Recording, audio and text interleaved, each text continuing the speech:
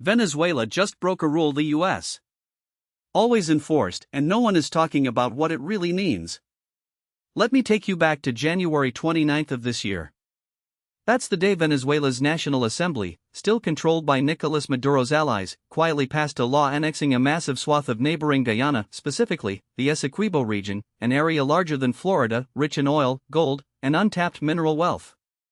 The move was so brazen that even Maduro's usual apologists in the global south had to pause. But here's what should really make you sit: the United States, which has spent the last century enforcing a single, unshakable rule in the Western Hemisphere, no territorial conquest by force, didn't just look the other way. It rewarded Venezuela for breaking it. I've spent the last 3 decades studying the mechanics of American hegemony, the unspoken rules that govern how great powers police their spheres of influence, and the moments when those rules suddenly stop applying. This isn't just another Latin American border dispute. This is a crack in the foundation of the post-World War II order, one that Washington itself has spent generations reinforcing. And if you think this is just about a few oil wells in the jungle, you're missing the bigger story, because what's happening in Essequibo isn't just about Venezuela.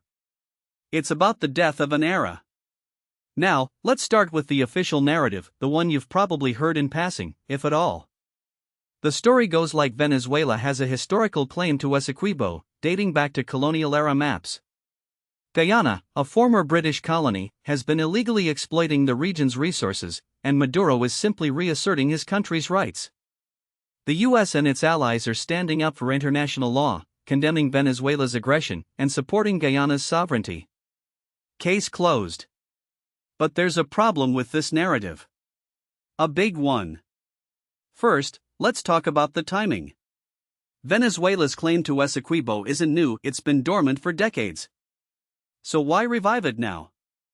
The answer has nothing to do with colonial maps and everything to do with the 11 billion barrels of oil ExxonMobil discovered off Essequibo's coast in 2015. That's right, Exxon. The same Comey that helped orchestrate the 2002 coup attempt against Hugo Chavez, the same Comey that has spent the last 2 decades lobbying Washington to isolate Venezuela. Suddenly, in 2023, Maduro starts making noise about Essequibo again, just as Guyana's oil production is set to surpass Venezuela's for the first time in history. Coincidence? Not a chance. Here's where it gets interesting. The U.S. response to Venezuela's annexation law wasn't outrage, it was negotiation. In December, the Biden administration quietly lifted some of the harshest sanctions on Venezuela's oil sector, allowing Chevron to resume limited operations. Then, in January, just days after Maduro's land grab, the U.S. sent a high-level delegation to Caracas for secret talks. What did they discuss? We don't know for sure, but I can tell you, when the world's most powerful country starts making backroom deals with a regime it spent years demonizing, it's not because they suddenly care about democracy. It's because they want something. And what does the U.S. want? Oil, and a wedge between Venezuela and its allies.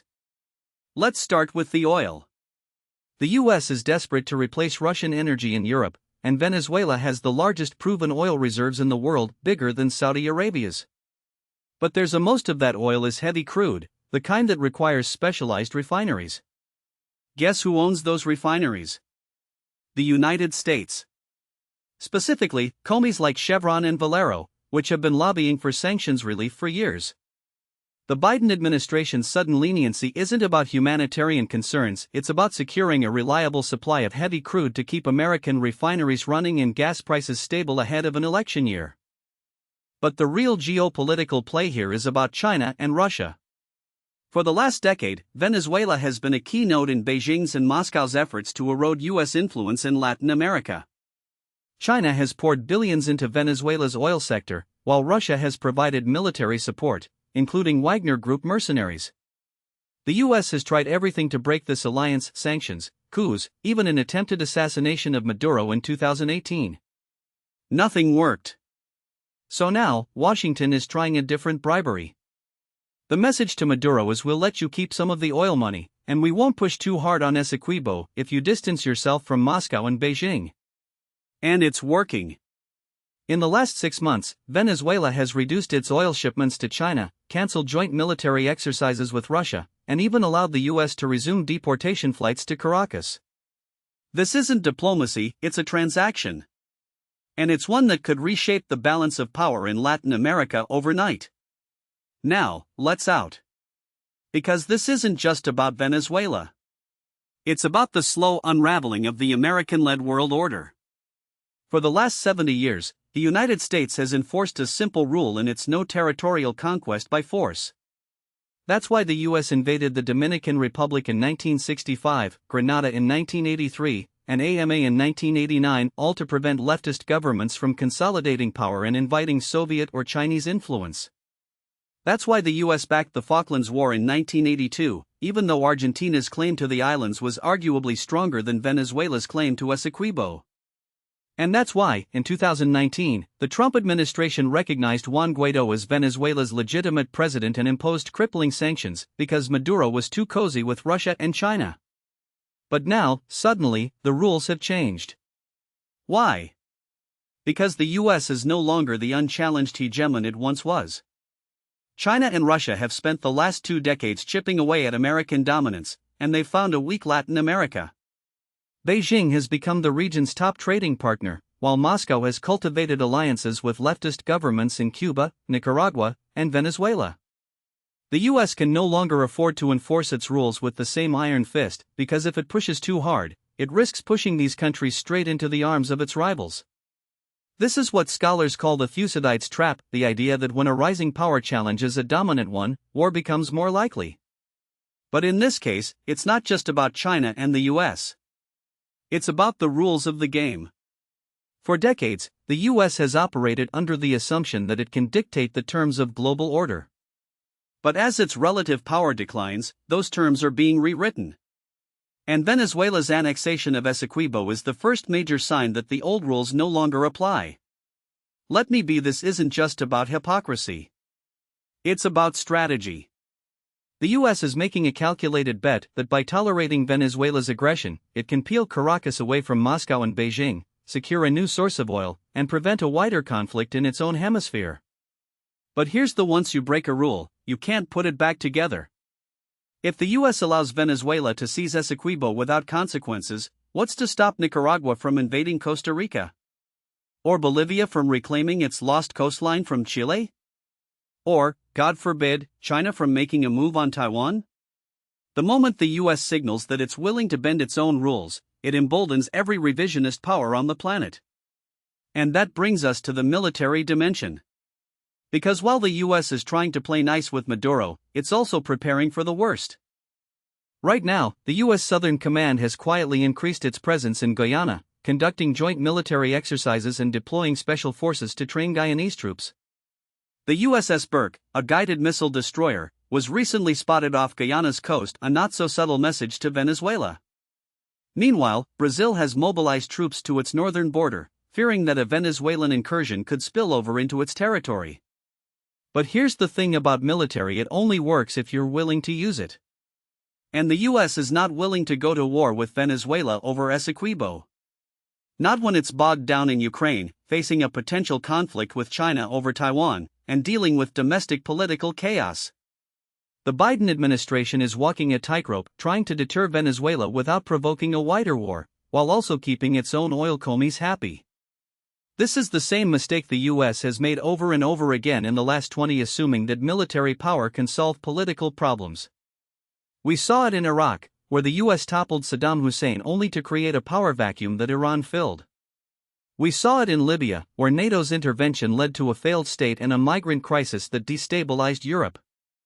And we're seeing it now in Ukraine, where the US is arming Kyiv but refusing to commit to a long-term strategy, leaving the war in a bloody stalemate. The lesson is you can't bomb your way to stability. And yet, that's exactly what the US keeps trying to do. Now, let's talk about the domestic politics of this mess, because none of this happens in a vacuum. Joe Biden is facing the toughest re-election fight of his career. His approval ratings are underwater, inflation is still a problem, and his base is demoralized. But there's one issue where he's seen as foreign policy. The administration's support for Ukraine has been popular with both Democrats and Republicans, and its tough stance on China has bipartisan backing. So when Venezuela started making noise about Essequibo, the White House saw a chance to look tough on a leftist regime while also securing oil supplies. But here's the American people don't care about Essequibo. They care about gas prices, inflation, and whether their kids can afford to buy a house. And if the US gets dragged into another Latin American quagmire, especially one that benefits oil commies more than ordinary Americans, Biden's foreign policy honeymoon will be over. That's why the administration is trying to condemn Venezuela's aggression in public, but cut deals with Maduro in private. It's a classic Washington move: say one thing, do another, and hope no one notices. But the problem with this approach is that it always comes back to bite you. Just ask Jimmy Carter, who tried to play nice with the Shah of Iran right up until the moment the Ayatollah took power. Or George W. Bush, who cozied up to Vladimir Putin before Russia invaded Georgia. The truth is, you can't have it both ways. You can't claim to stand for democracy and international law while also making backroom deals with dictators. And you can't pretend that Venezuela is a threat to global stability one day and a potential partner the American people see through this kind of hypocrisy, even if the media doesn't. So where does this leave us? Let's run through the scenarios. Scenario: the best case outcome. In this version of events, the US and Venezuela reach a grand bargain. Maduro agrees to hold free and fair elections in 2024, the US lifts all sanctions, and Venezuela's oil flows freely to American refineries. In exchange, Guyana gets to keep Essequibo, but Venezuela gets a cut of the oil revenue, say 20%, as a face-saving measure. The deal is brokered by Brazil's Lula da Silva, who positions himself as a regional peacemaker. China and Russia grumble, but they don't have the leverage to stop it. This is the outcome the Biden administration is hoping for. It would lower gas prices, boost Biden's re-election chances, and remove a major irritant in US-Latin American relations. But there's Maduro is a dictator. He has no intention of holding free elections, and even if he did, he'd rig them. So this scenario is a fantasy, one that the US is clinging to because the alternatives are worse. Scenario: the most likely outcome. In this version, the status quo holds. Venezuela doesn't invade Guyana, but it doesn't back down either. The US keeps its sanctions partially lifted, allowing just enough oil to flow to keep gas prices stable, but not enough to make Maduro rich. Guyana continues drilling, Venezuela continues threatening, and the two sides engage in a low-level proxy war, cyber attacks, disinformation campaigns, maybe even a few skirmishes between their militaries. This is the frozen conflict scenario, the kind of simmering tension that never quite boils over but never gets resolved. It's what we've seen in Ukraine for the last decade, and it's what we're seeing in the South China Sea. The problem with frozen conflicts is that they always thaw usually at the worst possible moment. And when this one does, the US will be forced to: do we defend Guyana, or do we let Venezuela take what it wants? Scenario: the worst case outcome. Here's where things get ugly. Venezuela, emboldened by US weakness, launches a limited military incursion into Essequibo, maybe a few border towns, maybe a key oil installation. Guyana, outgunned and outmanned, calls for help. The US has to intervene militarily, or stand by and watch. If the US intervenes, it risks a wider war. Venezuela has Russian-made missiles, Chinese drones, and a battle-hardened military. It could strike US bases in Colombia or even target American oil tankers in the Caribbean. If the US doesn't intervene, it sends a message to every revisionist power on the rules no longer apply. China could move on Taiwan. Russia could escalate in Ukraine. Iran could make a play for the Persian Gulf. This is the nightmare scenario, the one that keeps Pentagon planners up at night. And the scariest part? It's not as unlikely as you think. Because when you break a rule as fundamental as no territorial conquest by force, you don't just weaken the rule, you destroy it. And once it's gone, there's no putting it back. So what should the US do instead? Let me tell you what won't: more sanctions, more military posturing, more empty rhetoric about democracy. Those are the tools of a bygone era, one where the US could dictate terms to the rest of the world. But that era is over. Here's what would: real diplomacy. First, the US should stop treating Venezuela like a pariah and start treating it like a country with interests. That means sitting down with Maduro not to lecture him about democracy, but to negotiate a deal. Guyana gets to keep Essequibo, but Venezuela gets a share of the oil revenue and a path to sanctions relief. In exchange, Maduro agrees to reduce his ties with Russia and China, and the US agrees to stop trying to overthrow him.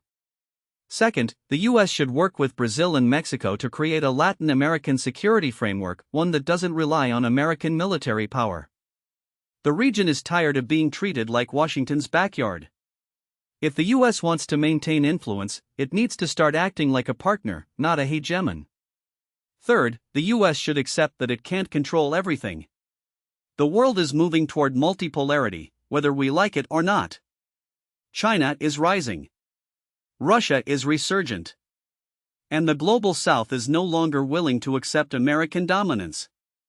The US can either adapt to this new reality, or it can keep pretending that the old rules still apply until the moment they don't. Now, I know what some of you are. This is surrender. This is weakness. But let me be, realism isn't weakness. It's the recognition that power has limits, and that the only way to maintain influence is to use it wisely. The alternative, clinging to a fading hegemony, doubling down on failed policies, and risking war with every revisionist power that challenges you, isn't strength. It's delusion. And it's a delusion that has cost the US trillions of dollars, thousands of lives, and its moral authority on the world stage. The Venezuela Essequibo crisis isn't just a border dispute. It's a symptom of a larger, the slow, painful death of the American-led world order. And the question isn't whether that order will end, it's what comes in. Will the US adapt, or will it keep fighting a battle it can't win? Will it learn from its mistakes, or will it repeat them until there's nothing left? The choice is ours. But if we don't start making better ones, the next crisis won't be in Essequibo. It'll be in Taiwan. Or the Baltic states. Or somewhere we can't even imagine yet. And by then, it'll be too late. Now, what most people don't realize is that the Venezuela Essequibo crisis isn't just a regional flashpoint, it's a preview of how the next great power conflict will unfold. Not with tanks rolling across borders or bombers darkening the skies, but with salami slicing tactics, economic coercion, and proxy wars fought in the gray zone between peace and war. The US has spent decades enforcing a set of rules it wrote after World War: no territorial conquest, no spheres of influence, no revisionist powers redrawing maps. But those rules were never universal.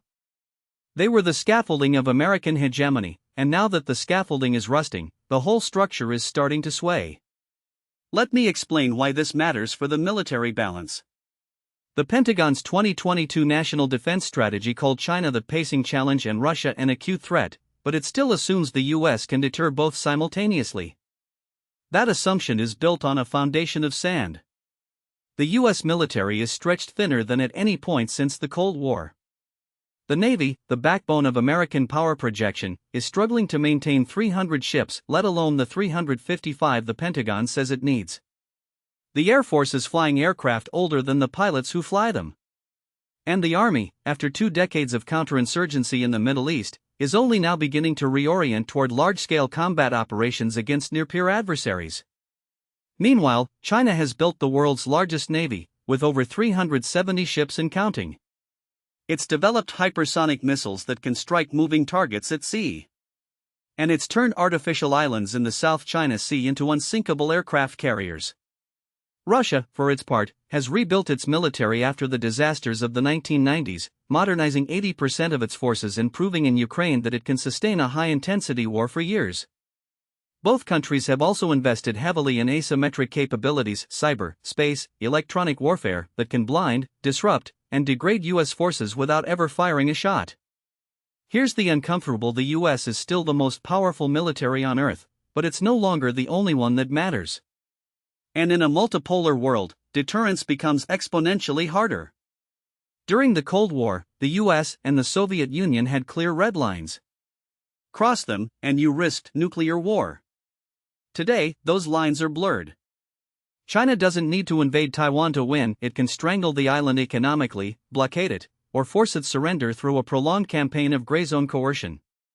Russia doesn't need to conquer the Baltics, it can destabilize them through cyber attacks, disinformation, and hybrid warfare, just as it did in Ukraine before 2022.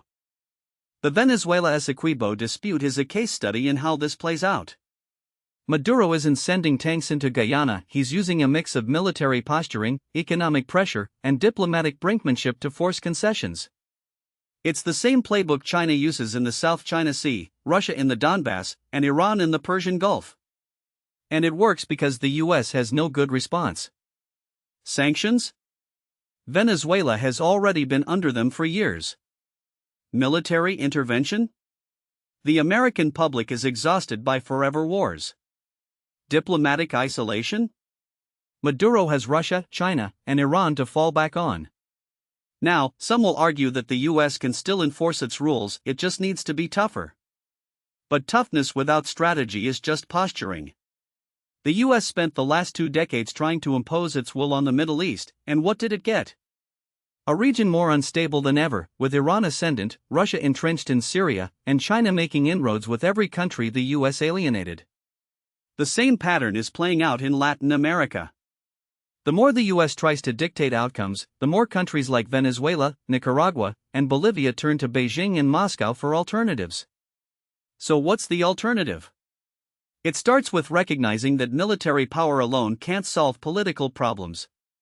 The US needs to stop treating every challenge as a nail that requires a hammer. In Venezuela, that means accepting that Maduro isn't going anywhere and finding a way to coexist with him, just as the US coexisted with far worse regimes during the Cold War. In the broader region, it means working with Brazil, Mexico, and Argentina to create a security architecture that doesn't rely on American dominance. And globally, it means accepting that the US can't be the world's policeman anymore. This isn't isolationism. It's realism. The US still has vital interests, protecting its allies, ensuring freedom of navigation, preventing nuclear proliferation, but it can't defend them by trying to control everything. The world is too big, too complex, and too interconnected for that. The alternative is a series of endless crises, each one more dangerous than the last, until the US finds itself in a war it can't win, with an adversary it can't deter, over stakes it can't define. Take Taiwan. The US has committed to defending the island, but it's never been clear what that means in practice. Would the US risk a nuclear war with China over Taipei?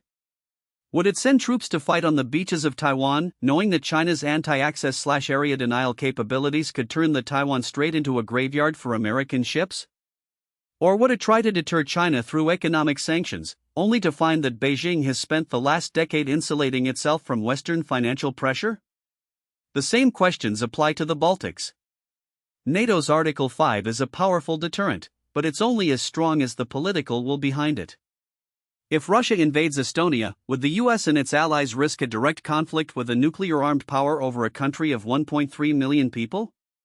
Or would they try to contain the damage, leaving Estonia to fend for itself while the US focuses on protecting its core interests? These aren't hypotheticals.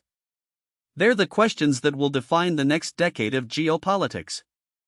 And the longer the US clings to the illusion that it can enforce its rules everywhere, the more likely it is that one of these crises will spiral out of control.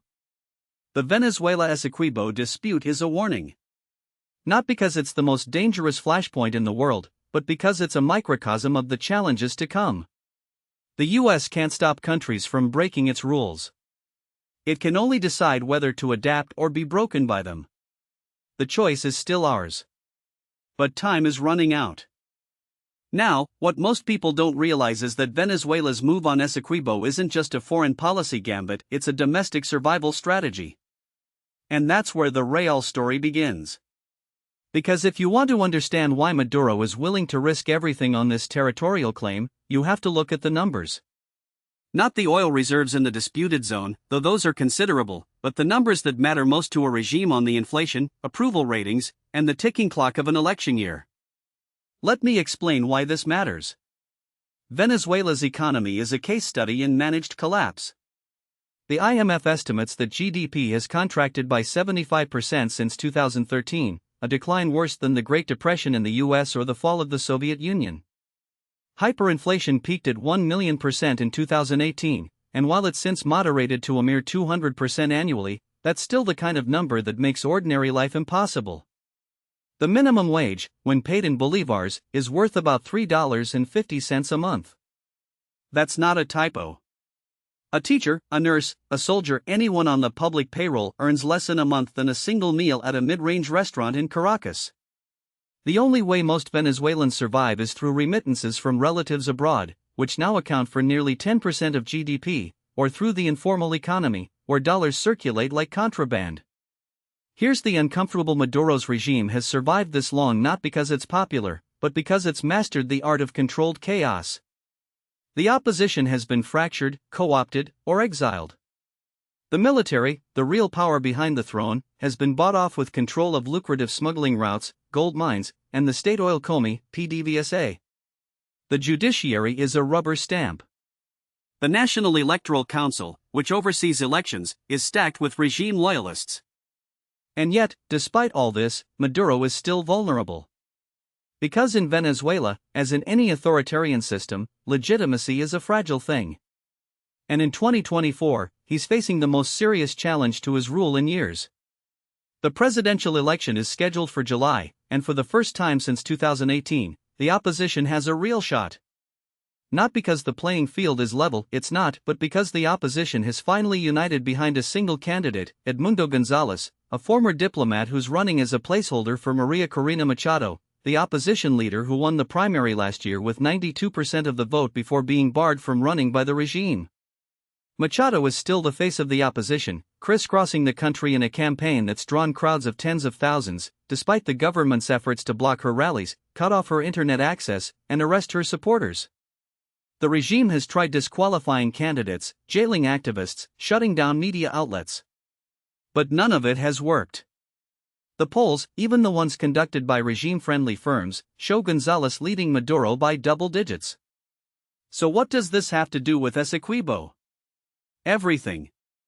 Because in Venezuela, as in any dictatorship, nationalism is the last refuge of a scoundrel. Maduro knows he can't win a fair election, and he's not about to risk losing an unfair one. So he's doing what strongmen have always: he's manufacturing a crisis to rally the country behind him. The timing is no accident. The referendum on Essequibo was held in December, just as the opposition was gaining momentum. The government claimed 10.5 million people voted in favor of annexing the territory, a number that's almost certainly inflated, given that only about 20 million Venezuelans are eligible to vote, and turnout in recent elections has been abysmal. But the point wasn't the result, it was the spectacle. State media showed images of soldiers planting flags in the disputed zone, of crowds chanting Essequibo y es nuestro, of Maduro in military fatigues, looking every bit the wartime leader. Let me be: this isn't about Essequibo. It's about survival. Maduro's approval rating hovers around 20%, and that's before you factor in the economic misery, the power outages, the water shortages, the collapse of the healthcare system. The military, his only real base of support, is restless. There have been whispers of coup plots, of generals who are tired of being associated with a failing regime. The U.S. sanctions relief, which allowed Venezuela to sell some oil again, has bought Maduro time, but it hasn't fixed the underlying problems. The country is still broke. The infrastructure is still crumbling. The people are still hungry. And now, with the election looming, Maduro needs a way to distract from the fact that he's presided over the worst economic collapse in modern Latin American history. Here's where the scenario projections get interesting. Because there are three possible outcomes, and none of them are good for Venezuela or for the region. The first is that Maduro goes through with the election, loses, and refuses to accept the result. This is the most likely scenario, and it's the one the opposition is preparing for. Machado has already said that if the regime tries to steal the election, she'll call for mass protests. The problem is that the last time the opposition tried that, in 2017, the government responded with brutal repression.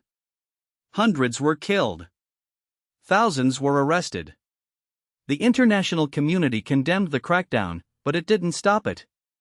If Maduro loses in July, he'll have to step down or double down. Given his track record, he'll almost certainly choose the latter. The question is whether the military will back him. If they do, Venezuela could descend into a new round of violence. If they don't, Maduro could be ousted in a coup. Either way, the country is headed for chaos. The second scenario is that Maduro cancels the election altogether. This is less likely, but not impossible. The regime has already postponed the vote once, moving it from December to July. If the polls continue to show Maduro losing, he could declare a state of emergency, suspend the constitution, and rule by decree. This would be a de facto admission of defeat, but it might be the only way to avoid a humiliating loss. The problem is that it would also trigger a new wave of sanctions, not just from the US but from the EU and Latin American countries that have been cautiously re-engaging with Venezuela. The Biden administration has already warned that if Maduro cancels the election, the sanctions relief will end. That would be a disaster for Venezuela's economy, which is still heavily dependent on oil exports. But Maduro might calculate that he'd rather rule over a bankrupt country than lose power. The third scenario is the most, that Maduro escalates the Essequibo dispute to the point of war. This is the least likely outcome, but it's the one that keeps me up at night. Because if Maduro feels cornered, he might decide that the only way to stay in power is to create a rally around the flag effect. The problem is that Guyana is a tiny country with a tiny military. It's not a threat to Venezuela. But it's a former British colony, and Britain still has a defense agreement with Guyana. The US has also pledged to defend Guyana's territorial integrity. If Venezuela invades, even in a limited way, it could trigger a regional crisis. Brazil, which shares a border with both countries, has already warned that it won't tolerate a war in its backyard. Colombia, which has its own territorial disputes with Venezuela, would be forced to take sides. And the US, which has been trying to avoid another foreign entanglement, would be dragged in. I don't think Maduro wants a war. But I also don't think he's entirely in control of the situation.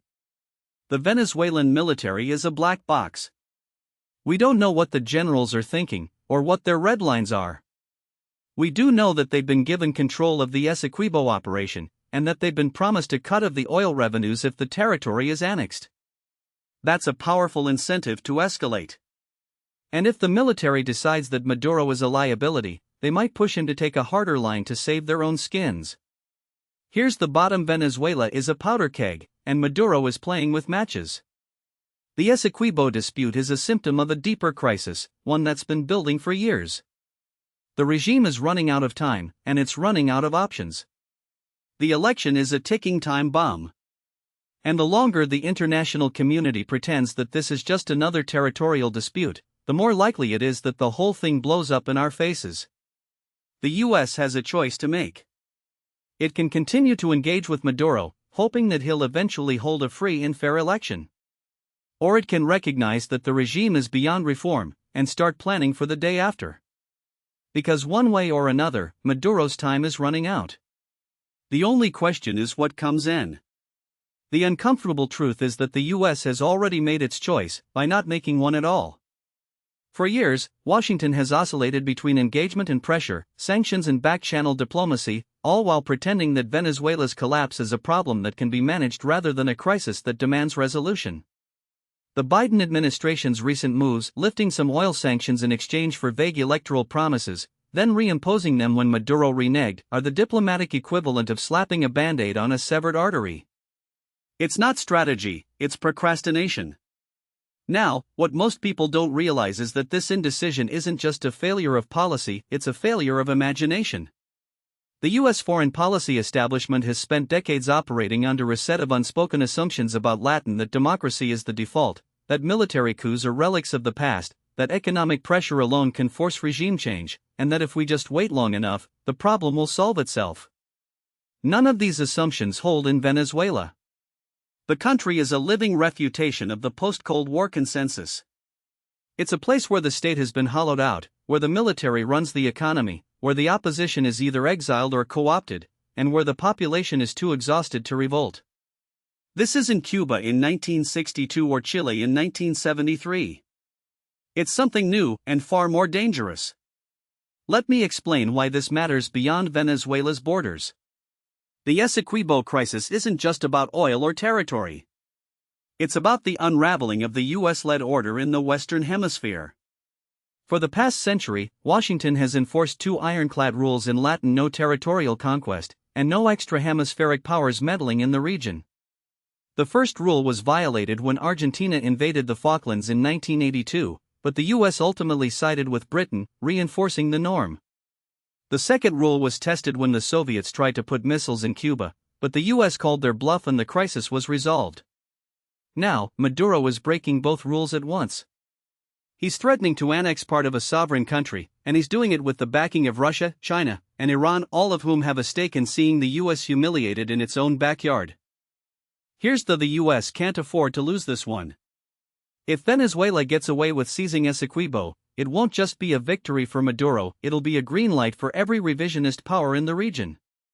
Nicaragua's Ortega will feel emboldened to push harder in his maritime disputes with Colombia. Bolivia's Arce might revive old claims against Chile. Even Mexico, which has historically been cautious, could start testing US resolve on issues like energy sovereignty or migration. And if the US doesn't respond forcefully, why would anyone believe in its security guarantees? Taiwan, Ukraine, the Baltics, they're all watching. If Washington can enforce its red lines in its own neighborhood, why should anyone trust it to do so elsewhere? So what are the options? Let's start with the bad ones. The first is to double down on the current: more sanctions, more diplomatic pressure, more wishful thinking. This is the path of least resistance, but it's also the path of least effect. Sanctions have been in place for nearly a decade, and they've only made the regime more repressive and the economy more dependent on illicit trade. The US could try to tighten the noose, targeting Venezuela's gold exports, its cryptocurrency schemes, its Russian and Iranian backers, but at this point, the regime's survival isn't contingent on Western approval. It's contingent on the loyalty of the military, and that loyalty is bought with oil money, not democratic ideals.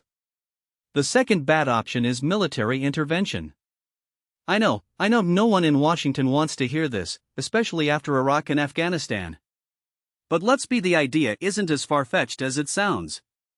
The US has intervened in Latin America dozens of times, from the Bay of Pigs to Grenada to AMA. The difference now is that the political will is gone, and the risks are higher. Venezuela isn't a small island, it's a country of 28 million people with a battle-hardened military and a network of foreign allies. A full-scale invasion would be a logistical nightmare, and a limited strike, say, targeting oil infrastructure or military command centers, would only rally the population behind Maduro. Worse, it would play right into the regime's narrative of Yankee imperialism, giving it a propaganda victory it doesn't deserve.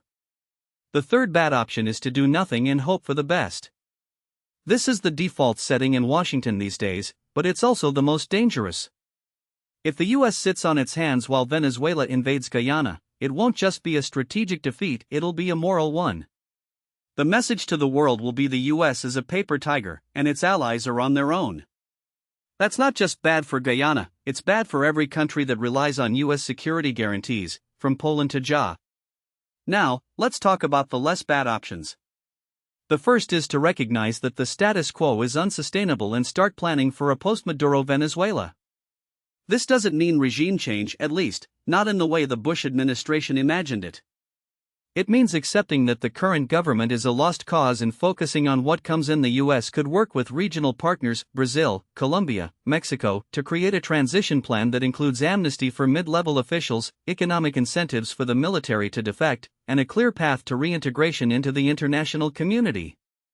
This won't be easy, and it won't be quick, but it's the only way to avoid a chaotic collapse that could destabilize the entire region. The second less bad option is to use the Essequibo crisis as leverage. The US could make it clear that any military action against Guyana will trigger a full economic blockade, including secondary sanctions on any country that does business with Venezuela. This would force Russia, China, and Iran to choose between their Venezuelan ally and their broader economic interests. It's a high-risk strategy, but it's also one that could work.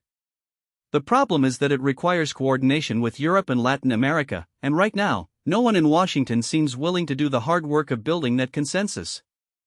The third less bad option is to accept that Venezuela is already a failed state and start treating it like one. This means working with the UN and regional organizations to create humanitarian corridors, protect refugees, and prevent the country from becoming a narco-state. It means recognizing that the opposition is too weak to govern and that any transition will have to include elements of the current regime. It means accepting that Venezuela's oil wealth will be looted by elites and foreign powers for years to come, and that the best the US can do is contain the damage. Here's the bottom: Venezuela is a test of US credibility, and so far, Washington is failing. The Biden administration's approach, half-hearted sanctions, empty threats, and wishful thinking, isn't just ineffective, it's dangerous. It sends a message to Maduro that he can push as far as he wants without consequences, and it sends a message to US allies that they can't rely on Washington to defend them.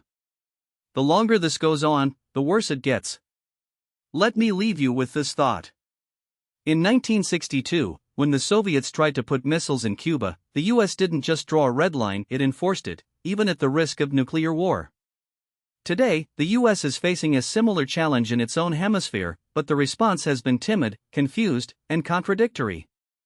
The difference isn't the stakes, it's the will. The question isn't whether the US can afford to lose Venezuela. The question is whether it can afford to keep pretending that this isn't happening. Because one way or another, the reckoning is coming.